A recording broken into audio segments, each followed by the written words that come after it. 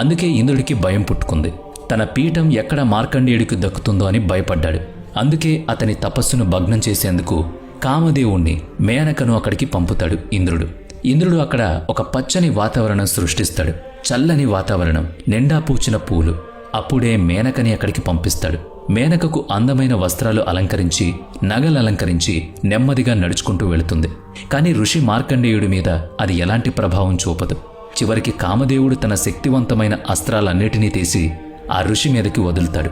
ఆ బాణం మార్కండేయుడు దగ్గరకు చేరగానే అది 2 ముక్కలుగా విడిపోతుంది. పక్షులు విహరించడం, నెమళ్లు నాట్యమాడడం అన్నీ ఆగిపోతాయి. చుట్టూ పూసిన పూలల్లో మంటలు చెలరేగుతాయి. కొద్దిసేపట్లోనే ఆ మంటలు విపరీతంగా అంతటా వ్యాపిస్తాయి. ఆ మంటలు ఎంత ఎత్తుగా ఎగసిపడుతున్నాయంటే మేనక, కామదేవుడు ఇద్దరూ కూడా ఆ మంటల్లో కాలిపోతారు. అయినా సరే ఋషి మార్కండేయుడు అక్కడే ప్రశాంతంగా కళ్ళు మూసుకుని కూర్చునుంటాడు. కామదేవుడికి, ఇంద్రుడికి ఇద్దరికీ మార్కండేయుడు శక్తి తెలుస్తుంది. వాళ్ళిద్దరూ మార్కండేయుడి నుంచి క్షమాపణలు కోరతారు. ఇంద్రదేవుడు స్వయంగా తన ఓటమిని అంగీకరించి మార్కండేయుడిని క్షమించమని వేడుకుంటాడు. తన సింహాసనాన్ని మార్కండేయుడికి అప్పగించేందుకు సిద్ధమవుతాడు. కాని మార్కండేయుడు ఇంద్రుడి మాటలు ఒప్పుకోడు. సరికదా తను తపస్సులో తాను మునిగిపోతాడు. ఆ తపశ్శక్తితో ప్రపంచాన్నే చూడగలుగుతాడు.